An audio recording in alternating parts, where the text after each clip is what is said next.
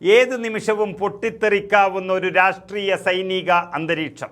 ആഗോള സമ്പദ് വ്യവസ്ഥയുടെയും ഊർജ സുരക്ഷയുടെയും നട്ടെല്ലായ ഹോർമുസ് കടലിടുക്കിനെ ചുറ്റിപ്പറ്റി പുതിയ പുകപടലങ്ങൾ ഉയരുകയാണ്. ഈ നിർണായകമായ ഘട്ടത്തിലാണ് ഇറാന്റെ തലസ്ഥാനമായ ടെഹ്റാനിൽ നിന്ന് ആഗോള ശക്തികളെ ഞെട്ടിച്ചുകൊണ്ട് ആ പ്രഖ്യാപനമെത്തുന്നത്. മൊഹ്സെൻ റസായി ഇനി ഇറാന്റെ പരമോന്നത ദേശീയ സുരക്ഷാ കൗൺസിലിന്റെ അമരക്കാരനാകും. വെറുമൊരു ഭരണപരമായ മാറ്റമല്ല ഇതൊരു മുന്നറിയിപ്പാണ്. ഒരു വൻ സൈനിക രാഷ്ട്രീയ നീക്കമാണ്.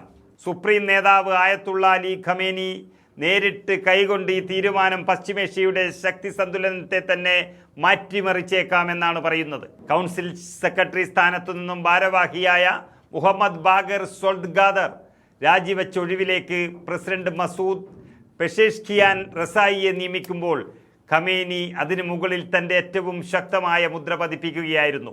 തൻ്റെ ഔദ്യോഗിക പ്രതിനിധിയായി റസായിയെ അവരോധിച്ചിരിക്കുന്നു.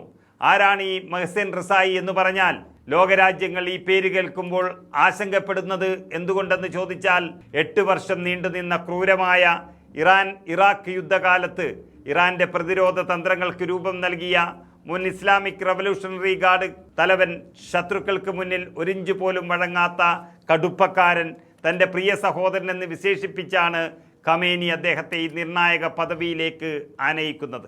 ആ അനുഭവ സമ്പത്ത് വരും നാളുകളിൽ ഇറാൻ ആയുധമാകുമെന്ന് ഖമേനി വിശ്വസിക്കുന്നുണ്ടെങ്കിൽ അതൊരു യാഥാർത്ഥ്യമാണ്. എന്തുകൊണ്ടിപ്പോൾ ഈ നിയമനം ശ്രദ്ധയാകർഷിക്കുന്നുവെന്ന് ചോദിച്ചാൽ ഹോർമുസ് കടലിടുക്കിൻ്റെ രാഷ്ട്രീയവും വലിപ്പവും അവിടെയാണ് വരുന്നത്. ഏതാനും ആഴ്ചകൾക്ക് മുൻപ് റസായി പറഞ്ഞ വാക്കുകൾ ലോകമെമ്പാടുമുള്ള ഭരണാധികാരികളുടെ ഉറക്കം കെടുത്തിയതാണ്. ഹോർമുസ് കടലിടുക്കിൻ്റെ നിയന്ത്രണം ഡസൻ കണക്കിന് അണുബോംബുകളേക്കാൾ പ്രധാനപ്പെട്ടതാണ്.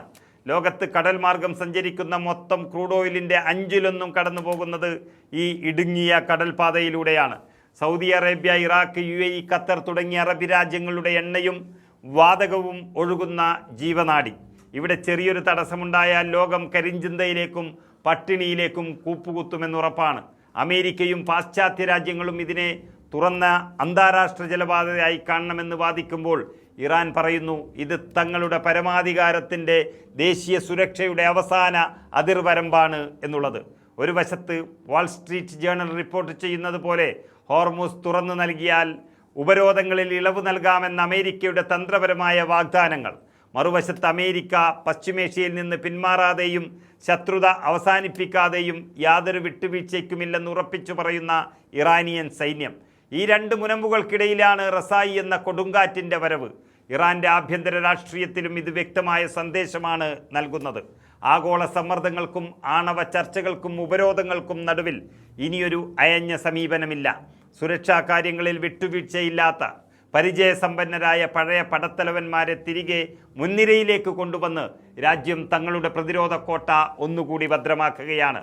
ചുരുക്കത്തിൽ മൊഹ്സെൻ റസായിയുടെ ഈ കടന്നുവരവ് വെറുമൊരു ഭരണപരമായ സ്ഥാനക്കയറ്റം മാത്രമല്ല, വരാനിരിക്കുന്ന വലിയ കൊടുങ്കാറ്റുകൾക്ക് മുന്നോടിയായി ഇറാൻ ഉയർത്തുന്ന പടക്കപ്പലാണ്. ഹോർമുസ് കടലിടുക്കിലെ അലയലികൾ വരും ദിവസങ്ങളിൽ ശാന്തമാകുമോ, അതോ പശ്ചിമേഷ്യയെ ഒന്നാകെ വിഴുങ്ങുന്ന വൻ കടലാക്രമണമായി അത് മാറുമോ എന്നുള്ളത് ലോകം ഉറ്റുനോക്കുകയാണ്.